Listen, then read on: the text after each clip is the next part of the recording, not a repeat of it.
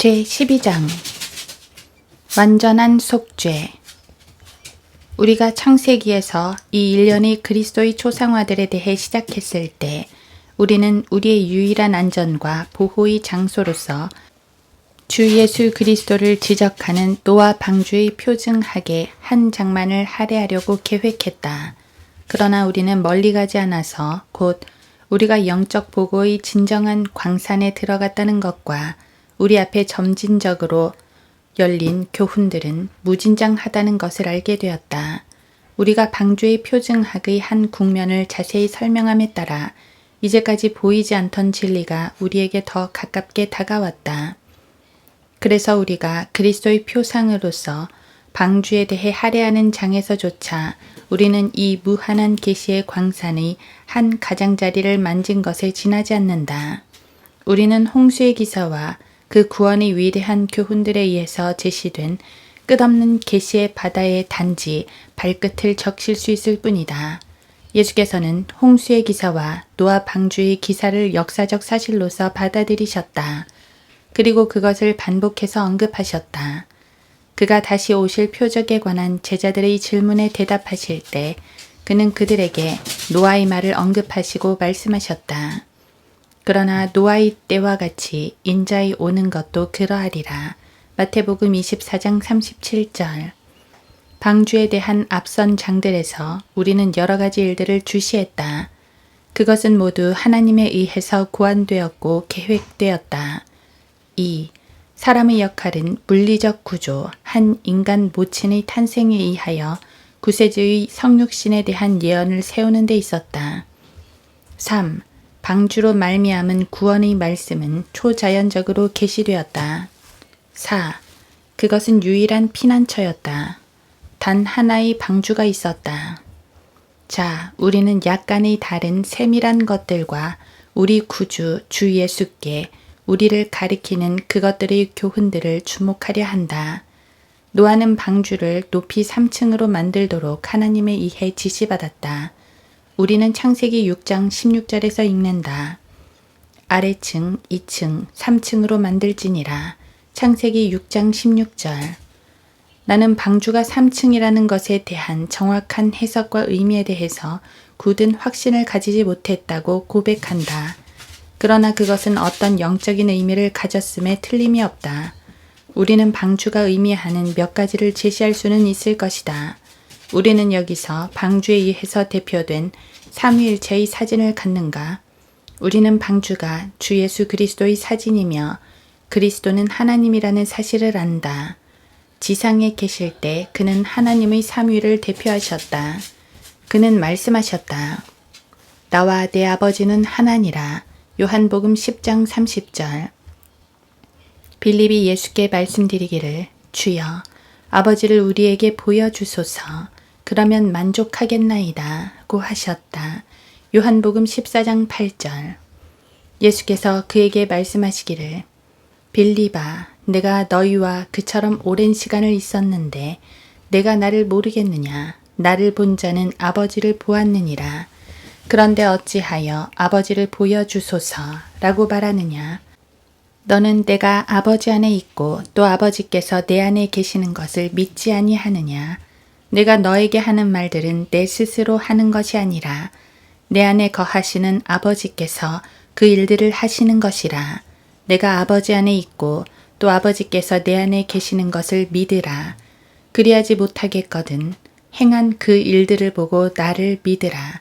요한복음 14장 9에서 11절. 바울은 우리에게 말한다. 즉 하나님께서 그리스도 안에 계셔서 세상을 자신과 화해하게 하시며 고린도후서 5장 19절. 아버지가 그리스도 안에 거하셨던 것처럼 역시 삼위의 세 번째 인격이신 성령께서도 예수 그리스도의 인격 안에 거하셨다. 예수께서도 침례를 받으시고 기도하시자 하늘이 열리고 성령께서 비둘기 같은 형체로 그분 위에 내려오시니 하늘에서 한 음성이 나서 말하기를 너는 내 사랑하는 아들이요 내 안에서 내가 기뻐하노라고 하시더라. 누가복음 3장 21, 22절. 예수 그리스도는 삼위의 하나님, 즉 아버지, 아들 성령의 성육신 되신 대표자셨다. 그는 삼위일체의 구현이셨다. 그는 여기 이 땅 위에서 아버지와 성령의 대사셨다. 삼위일체의 하나님께서 예수 그리스도의 인격 안에 거하신다고 명백히 가르치는 구절들이 신약 성경에 아주 많이 있다. 에베소서 1장 23절, 3장 19절, 골로새서 1장 19절. 우리는 의심할 바 없이 이 진리를 세우는 것처럼 보이는 단 하나의 진리만을 여기서 인용한다. 그분 안에는 신격의 모든 충만함이 몸의 형태로 거하시나니 너희도 모든 정사와 권세의 머리이신 그의 안에서 온전하게 되느니라. 골로새서 2장 9, 10절. 이 성경 말씀으로부터 우리는 그리스도의 모형인 이 방주의 3층이 삼위일체, 아버지, 아들, 성령 이 모든 것이 노아와 그 가족의 구원을 위해서 활동하는데 그 의미함을 짐작할 수 있다. 또 다른 해석이 있다. 방주의 3층이 그리스도 안에 피난처를 가진 사람들을 위한 완전한 구원과 공급을 나타낸다는 해석이다. 여기서 우리는 우리의 몸과 혼과 영의 완전하고 궁극적인 구속에 대한 사진을 생각할 수 있다. 방주의 1층은 방주 속에 있는 그들의 연장된 체류를 위한 음식물과 공급의 창고이다. 그리고 그들의 짐들을 돌보기 위한 노아와 그의 가족의 활동 장소였다. 그것은 일터였다. 그래서 영혼과 영적 활동과 일을 나타낸다. 위측은 친교와 휴식과 영교를 위해서 노아와 그의 가족들의 거실을 나타낸다. 이것은 영을 의미할 수 있을 것이다. 이 해석이 정확한 것인지는 독자에 따라서 의문시 될 수 있다. 그러나 우리는 생각할 어떤 것으로서 이것들을 제시한다. 그러나 중요하지 않을 수도 있다. 만일 그것들이 더욱더 연구하도록 자극된다면 그것은 여전히 유익한 것으로 증명될 것이다. 단 한 개의 창. 우리는 방주의 특수한 구조에 대해 몇 마디를 하지 않고 노아의 방주에 대한 연구를 떠날 수 없다. 그것은 우리가 상징적으로 생각하는 배라기보다는 둥근 곡선도 없고 뾰족한 뱃머리도 없는 평지선이었던 것처럼 보인다. 이 기록으로부터 우리는 그것이 밑바닥이 평범한 범선으로 단정할 수 있다. 방주에는 단 한 개의 문이 있었다. 또 평평한 지붕에 가로 세로 18인치의 정사각형 구멍인 단 한 개의 창문이 있었다. 그것은 한 창문 또는 창구에 의해 덮였다. 노아와 그의 가족들은 그들의 주위와 밑에 있는 파괴의 장면과 함께 마구 쳐들어오는 큰 파도를 내다보고 있을 필요가 없었다. 다만 하늘만 쳐다보면 되었다. 이것은 하나님께서 자기 백성이 배우도록 할 교훈이었다. 같은 교훈이 황폐하고 불모의 광야를 통해서 40년 동안 이스라엘의 여행에 의해 제시된다. 그는 낮에는 구름 기둥과 밤에는 벌겋게 단 불기둥의 형태 속에서 위에 있는 한 창문으로 그들을 인도하셨다. 이 구름은 그들이 가는 길에서 그들을 인도할 목적으로서만이 아니라 아주 명백히 그들도 위를 바라보도록 상기시켜서 광야에서의 곤경들과 시련들에 압도되지 않도록 하기 위해서였다. 휴식처. 그리스도의 초상으로서의 방주에 대한 공부에서 자주 간과되는 한 가지는 주님께서 방주 안에서 안식과 휴양을 위해 만드신 시설에 대해서다. 방주 안에 방들을 만들고 창세기 6장 14절.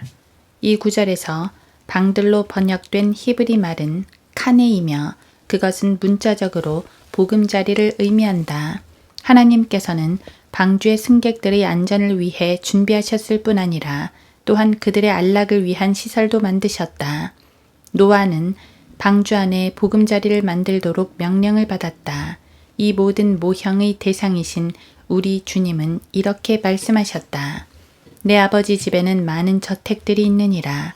그렇지 아니하면 내가 너희에게 말하였으리라. 나는 너희를 위하여 처소를 마련하러 가노라. 요한복음 14장 2절. 절대적 안전. 이 장을 끝내기 전에 우리는 하나님께서 방주에 들어간 자들을 위해 마련하신 절대적인 안전과 보호의 사진에 대해서 한 번 더 주의를 기울여야 하겠다. 방주가 절대적인 안전의 장소가 되기 위해서 그것은 절대 방수가 필요했다. 이것은 여러 가지 면에서 마련되었다. 첫째, 단 하나의 문이 있었고 그 문은 하나님 자신에 의해서 잠겨졌다. 단 하나의 창문이 있었다. 그것은 지붕 위에 있었고 그것은 단지 사방 18인치에 불과했다. 그러나 주님께서는 심판의 물로부터 지키시기 위해 또 하나를 마련하셨다. 방주 자체는 잣나무로 만들어졌다. 그것은 본래 물에 견디는 성질이 뛰어난 나무였다. 그리고 그 당시에 흔한 방수 재료에 의해 안팎으로 완전히 칠해져 있었다. 너는 고펠나무로 방주를 만들되 역청으로 안팎을 칠할지니라. 창세기 6장 14절. 여기 역청으로 번역된 히브리어는 그 밖의 곳에서 재회느로 사용되는 단지 아스팔트와 같은 그런 역청의 물질을 의미하는 단어가 아니었다. 노아가 방주를 덮는 데 사용한 재료는 그와 같은 재료였을지는 모르지만 그러나 전혀 다른 단어가 사용되었다. 창세기 6장에 역청으로 번역된 단어는 카파 또는 코퍼라는 단어이다. 이 단어가 성경의 다른 곳에서 17번 사용되었지만 이렇게 번역된 곳은 이곳뿐이다. 참다운 계시를 위해서 마련된 것이다. 방주를 짓는데 역청으로 번역되었고 그 밖의 다른 곳에 17번 사용된 카파라는 단어는 다른 곳에서는 속죄로서 번역되었다. 이 말 자체는 단지 덮는다는 것을 의미한다. 그러나 모든 다른 곳에서 속죄로서 번역된다. 그러므로 우리는 문자적으로 창세기 6장 14절을 읽을 수 있다. 우리는 이미 하나님께서 죄를 대신해서 받으실 유일한 속죄는 피의 희생이라는 것을 보아왔다. 아담의 무화과 잎이 죄를 덮는 데 부적절하다는 것이 증명된 후 주님께서는 오셔서 죄를 대속한 동물을 살해하시고 아담과 이브를 피 묻은 가죽으로 덮으셨다. 에덴 동산에서 이미 하나님께서는 죄를 덮을 수 있는 것은 오직 피이고 그 피만이 그 영혼을 위하여 속죄할 수 있다는 것을 계시하셨다. 우리는 그것을 다시 카인과 아벨의 체험 속에서 보았다. 카인의 제사는 그가 피를 무시했기 때문에 거절되었다. 반면 아벨의 제사는 피 흘린 어린 양을 제물로 드렸기 때문에 연락되었다. 이것은 전 성경을 통하여 피 흘림이 없이는 죄사함이 없다고 말씀하신 하나님의 규범이시다. 히브리서 9장 22절. 이스라엘이 유월절 어린 양의 온신케 하는 피 아래서 이집트를 떠난 후에 그들이 배워야 할 첫 번째 일들 중 하나는 그 피에 대한 존엄과 중요성이었다. 계속해서 하나님께서는 그들에게 피 흘림이 없이는 죄사함이 없다는 주요 원리를 상기시키셨다. 노아가 방주에서 나오자마자 하나님께서는 피에 대한 계명을 주셨다. 노아가 방주를 나서자마자 그는 제단을 쌓고 주님께 그 피를 드렸다. 노아가 주께 제단을 쌓고 모든 정결한 짐승과 모든 정결한 새 가운데서 취하여 제단에 번제를 드리더라. 창세기 8장 20절. 바로 이후에 하나님께서는 피에 대해 신성시할 것에 관한 명령을 하셨다. 그는 창세기 9장 4절에서 말씀하셨다. 그러나 고기를 생명과 더불어 즉 거기에 있는 피째 먹지 말지니라. 이 금지는 반복되었다. 레위기 7장 26절에서 하나님께서는 말씀하셨다. 또한 너희는 너희의 거처 어디에서나 새의 것이든 짐승의 것이든 어떤 피도 먹지 말지니라. 그 이유는 피가 속죄에 대해서 또 죄를 덮는 것에 대해서 말하기 때문이었으며 그것은 멸시되어서는 안 될 것이었다. 이것은 레위기 17장에 명백히 나타난다. 이스라엘이 집에 있거나 너희 가운데 기거하는 타국인들 중에 있는 어느 누구든지 어떤 종류의 피라도 먹는 자는 내가 피를 먹는 그 혼을 외면하여 그를 그의 백성 중에서 끊으리니. 레위기 17장 10절. 어찌하여 이는 육체의 생명이 피에 있으며 내가 그것을 너희에게 주어 제단 위에서 너희 혼들을 속죄케 하였나니 이는 혼을 속죄케 하는 것이 피이기 때문이라. 레위기 17장 11절. 여러분은 이 구절 속에서 속죄케 하는 것이니 라는 단어가 창세기 6장에서 역청, 즉 방주가 안팎으로 칠해진 역청으로 번역된 바로 그 단어의 번역이라는 것을 깨닫는가? 여러분은 대제사장이 지성소로 들어가서 파괴된 율법에 대해서 속죄소에서 역청으로 번역된 바로 그 단어가 사용되었다는 사실을 아는가? 방주는 상징적으로 안팎이 속죄의 피로 덮여져 있었다. 방주에 어떤 사고도 없었다는 것은 이상한 일이 아니다. 안에 있는 모든 것은 보호받았고 안전하게 밖으로 나왔다. 성령께서는 우리가 방주에 있던 거류자들이 얼마나 안전했던가를 알기 원하신다. 성경은 이렇게 말씀하고 있다. 노아가 자기 아들들과 자기 아내와 자기 아들들이 아내들과 함께 나가고 모든 짐승과 모든 기어다니는 것들과 모든 새와 땅에서 움직이는 것은 무엇이나 그 종류대로 방주에서 나갔더라. 창세기 8장 18, 19절. 단 하나도 잃지 않았다. 왜냐하면 방주는 수천 년 후에 그의 제자들에게 말씀하신 이의 그림자였기 때문이다.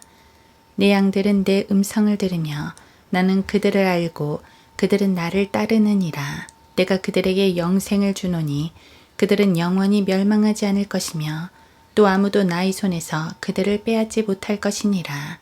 그들을 나에게 주신 내 아버지는 만유보다 더 위대하시니 아무도 내 아버지 손에서 그들을 빼앗아 갈 수 없느니라. 요한복음 10장 27, 28절. 오 죄인이여, 한 번 더 노아에 대한 하나님의 초대에 귀를 기울이라. 너와 내 온 집안은 방주로 들어오라. 창세기 7장 1절.